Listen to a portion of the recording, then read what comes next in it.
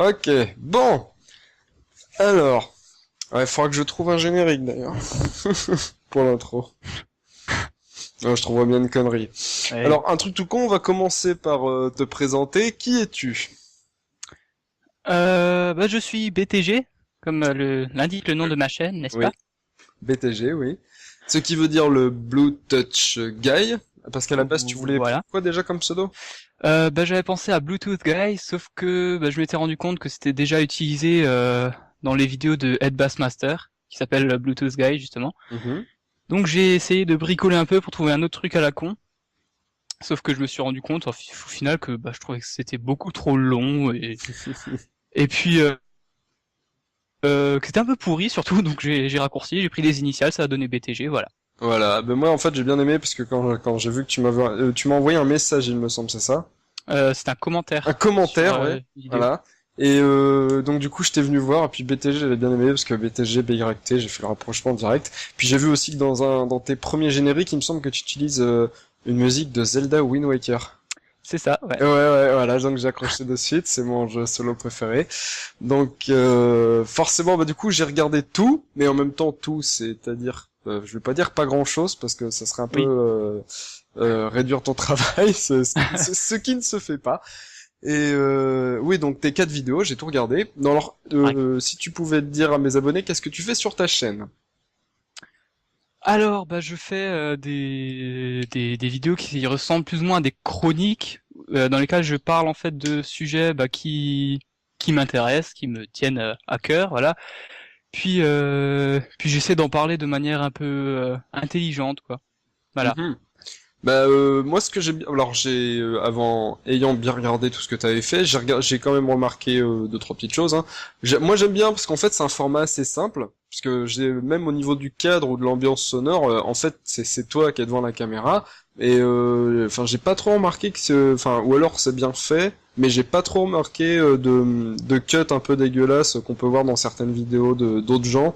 Là je veux dire que c'est bien monté ça enfin bien monté dans le sens où c'est continu, genre quand tu reprends ton souffle, tu l'enlèves pas ou des trucs comme ça, tu vois. Bah ouais, justement au montage, j'essaie justement de pas faire trop de cuts pour que ça donne pas un rendu un peu trop Podcast. éclectique, voilà, voilà justement. Ouais. Et bon, ça veut pas dire que j'en fais quand même de temps en temps, et surtout quand je filme, en fait, j'essaie de filmer le plus gros morceau possible à chaque fois. Donc si je me plante, même si c'est quasiment à la fin de mon texte, en fait, je reprends tout au début Mhm. pour que ça soit quand même assez uniforme en fait au final. Alors j'ai vu, alors ce que j'ai bien aimé aussi, c'est qu'on a quelques images qui apparaissent plus ou moins pour agrémenter le tout. Quand c'est pour illustrer ton propos, par exemple, genre dans l'épisode Marvel et DC Comics, les super-héros forcément, Mm. ou des trucs comme ça. Après, j'ai bien aimé aussi le fait que t'étais très naturel devant la caméra. Et un truc tout con, mais qu'on m'a dit à moi personnellement en me parlant de mon émission, et que j'ai remarqué après en y pensant aussi, en me disant en préparant l'interview, c'était en fait ton émission, enfin tout comme la mienne, je trouve, on peut la regarder, mais pas la regarder, genre la regarder juste en l'écoutant, comme si on écoutait un peu la radio, plus ou moins. Parce que moi, on m'a dit, en fait, c'est bien, t'as des images pour illustrer, mais ton propos, on peut l'écouter sans pour autant avoir à regarder l'écran, et c'est assez plaisant, parce qu'il y en a qui m'ont dit qu'ils font d'autres trucs en même temps. Comme tu parles de façon continue, et qu'il n'y a pas de truc qui vient pour perturber l'ensemble, d'une certaine façon, ça peut s'écouter sans trop regarder l'écran. Bah ouais, justement en fait, à la base, quand j'ai décidé de faire ces vidéos, j'avais hésité entre plusieurs formats, on va dire. À Mhm. la base, je voulais partir sur quelque chose qui ressemblait assez au point culture de Link's Descent, Ouais. mais je me suis dit que avec toutes les images, c'est-à-dire déjà la recherche d'images, ça ferait déjà énormément de boulot en plus quand je Ah, vois par exemple. je te jure que la recherche d'images, c'est chiant, enfin, dans le sens où moi, Ouais, je bidouille, et des fois, je me fais chier en plus à monter des trucs. bah voilà, justement, je me suis dit bah ok, autant mettre quelques images, mais pas trop non plus. Déjà de un pour que ça soit pas pour que la vidéo soit pas trop chargée, de deux pour que ça me fasse pas trop de travail à moi non plus. Et puis j'avais hésité, comme dit, entre un format style point culture ou quelque chose qui ressemblerait plus aux chroniques du fossoyeur du film justement, Ouais. où en fait on le voit face caméra avec quelques images de temps en temps, éventuellement quelques extraits si s'il le faut. Mais justement c'était aussi quelque chose que je voulais faire de cette manière-là pour justement qu'on puisse écouter la vidéo sans forcément la regarder. Les images, je les ai mis plutôt pour quelqu'un qui ne s'y connaît pas réellement dans le sujet, qui servent plus à illustrer, alors que donc quelqu'un qui ne s'y connaît pas forcément dans le sujet que j'aborde va regarder avec les images, etc. parce que ça illustre. Mais si quelqu'un s'y connaît dans ce sujet-là, justement, il pourra regarder la vidéo enfin, il pourra plus écouter la vidéo que la regarder. C'était ça que je voulais justement. Bah, c'est vrai que c'est bien pratique, par exemple, dans le cadre de la première vidéo sur Batman et ses adaptations.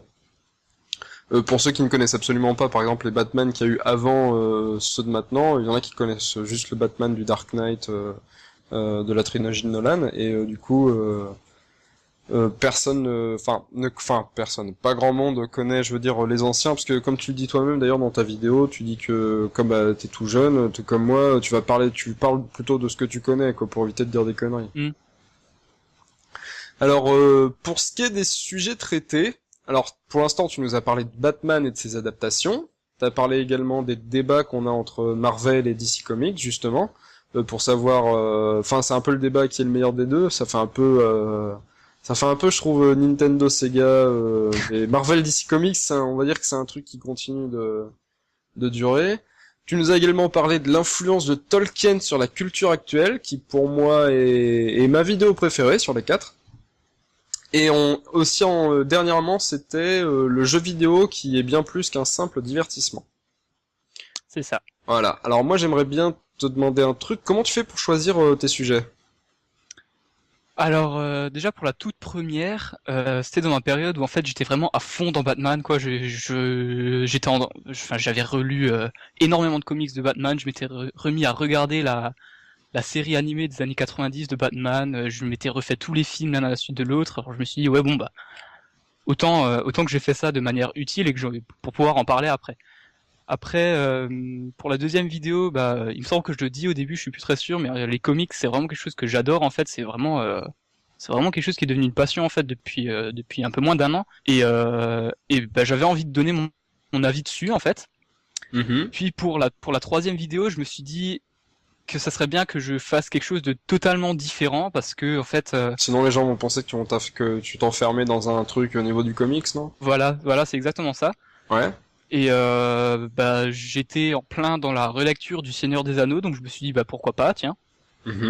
Et pour la dernière, bah comme je le dis au début de la vidéo, en fait c'était à la base un exposé pour mon cours de philo et que j'avais fait justement sur la portée philosophique du jeu vidéo. Alors je me suis dit que ça pourrait faire un bon matériau de base pour une chronique, alors que je l'ai transformé et puis ça a donné la chronique à D'accord, parce que chronique quoi. Ok, parce que pour ceux qui le savent pas, et c'est normal si je pense pas avoir beaucoup de tes abonnés dans les miens, tu es actuellement en terminale littéraire. C'est ça. Donc ça c'était pour un sujet de dissert, j'imagine, ou non, en fait mon prof en fait nous faisait faire des exposés pendant l'année pour j'ai choisi les jeux vidéo, voilà. Ouais. C'était pas pour une disserte ni rien. Voilà.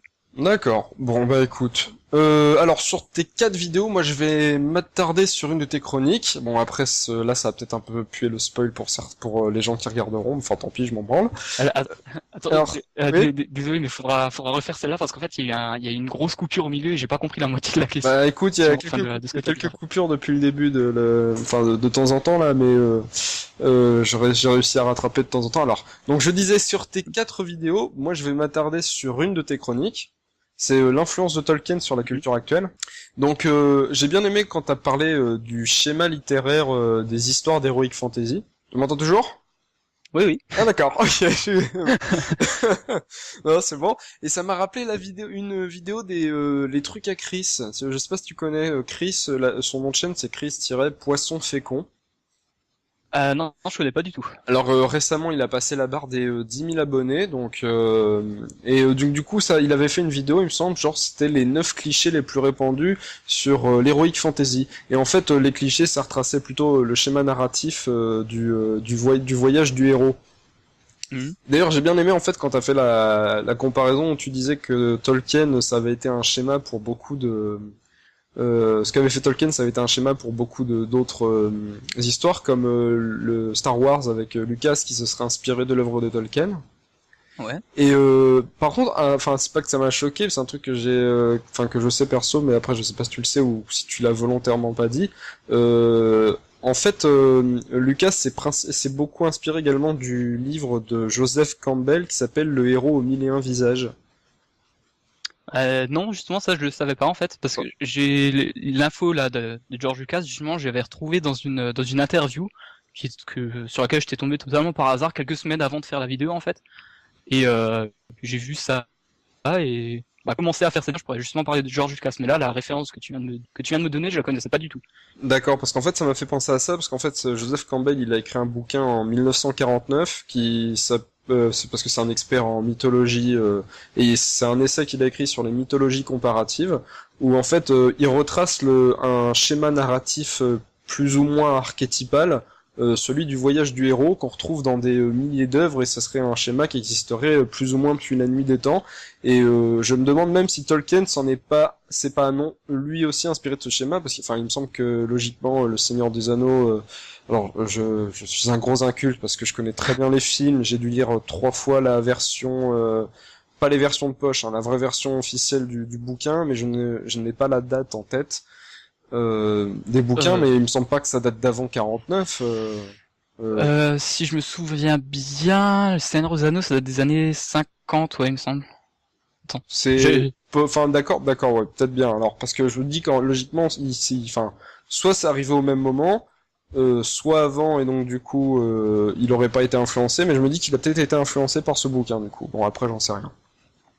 Bah, écoute, c'est une critique qu'on m'a fait, en fait, comme quoi Tolkien s'était vraisemblablement inspiré du monomythe. Alors, je sais pas si ça a un Voilà, lien. c'est ça, la théorie du monomythe, c'est ça. Ah, C'est le voilà. nom du bouquin, c'est Héros au mille et un visages, mais tout le monde a retenu théorie du monomythe. Moi-même, j'en ai entendu parler seulement la première fois, c'était dans une chronique de Karim Debache sur JVC, Crost.